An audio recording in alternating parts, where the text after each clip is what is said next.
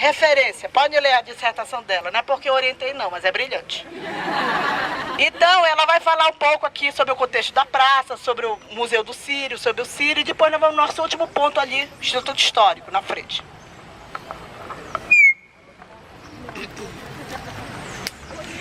Bom, gente, bom dia, quase boa tarde a todos, né?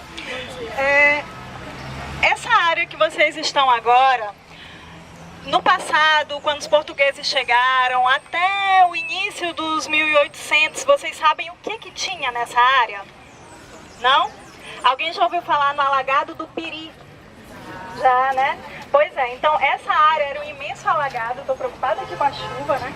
Bom, era um imenso alagado e só no início de 1800 é que se decidiu aterrar ele, né? E aos poucos ele foi tendo essa característica de praça. Era um largo inicialmente, né? Essas intervenções que a gente está vendo agora, gente, essa chuva.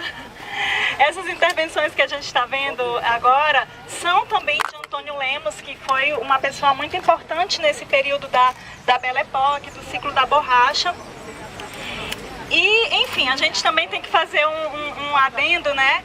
Que essas intervenções que a gente vê aqui, que agora a gente vai falar um pouco mais na frente da questão das mangueiras, todas essas intervenções, elas foram muito relacionadas, elas foram muito colocadas no centro da cidade, né? A parte da periferia, ela não sofreu essas intervenções, né? Então, era um imenso alagado e ela dividia a cidade de Belém em duas, a parte da Cidade Velha, que a gente visitou agora, e a parte da Campina, né, que a gente chama hoje de Comércio, mas que oficialmente é o bairro da Campina.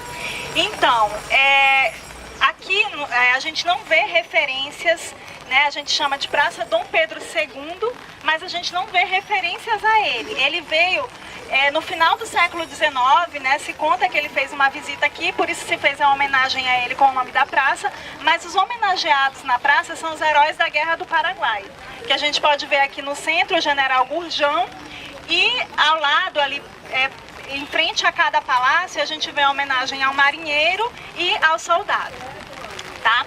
Então, aqui...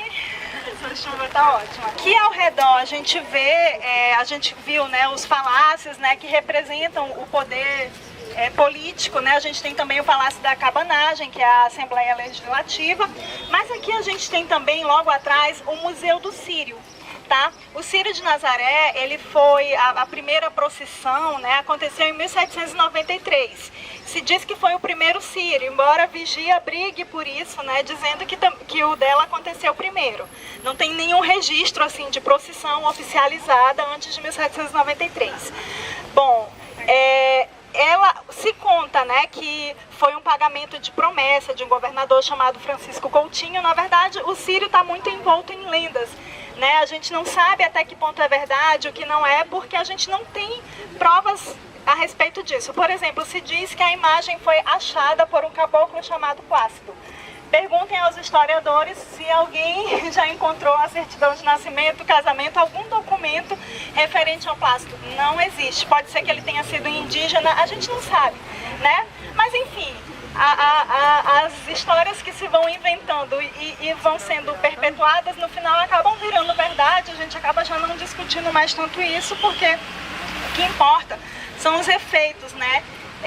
Dessas histórias, o que elas representam para a gente hoje, né? Então, o primeiro Círio aconteceu em 1793, então são mais de 200 anos de história, de conflitos, inclusive, né?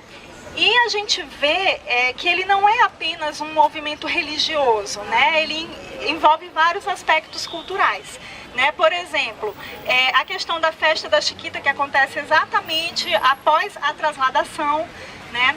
O segundo final de semana de outubro é o mais quente, vamos dizer assim, do Círio, né?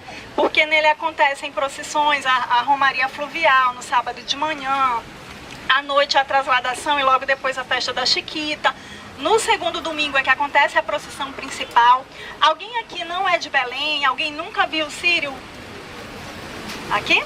Tá muito mais do que convidado, tá? Porque é um momento de efervescência cultural maravilhoso aqui em Belém. Assim, parece que todo paraense quer mostrar quem ele é nessa hora, né?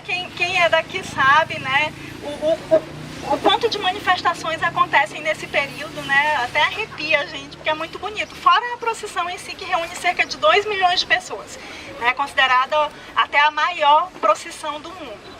Tá? Então, para falar dos elementos, os brinquedos de Miriti, a festa da Chiquita, o Alto do Círio, o Arrastão do Círio, enfim, de todos os eventos, tanto que a gente chama de sagrado como de profano, a gente tem aqui atrás o Museu do Círio. Na realidade, em 1986, ele foi construído no subsolo da Basílica de Nazaré. Alguém lembra disso? Né? Ninguém, né?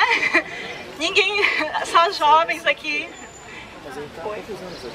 Ah, sim. Então aqui tem uma placa ali, ó, Museu do Círio, tá? Em 2002 ele veio para cá, para o Complexo Feliz Lusitânia, no período também da inauguração de todo o complexo, né? Então acharam melhor trazê-lo para cá.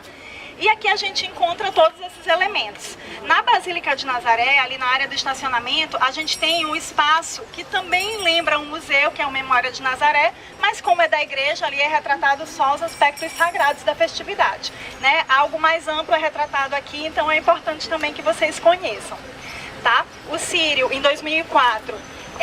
ou melhor, em 2013 ele se tornou Patrimônio da Humanidade, e isso porque em 2004 o IPHAN considerou ele Patrimônio Imaterial Brasileiro, tá? Então esse mesmo material foi usado para que a Unesco depois considerasse Patrimônio da Humanidade.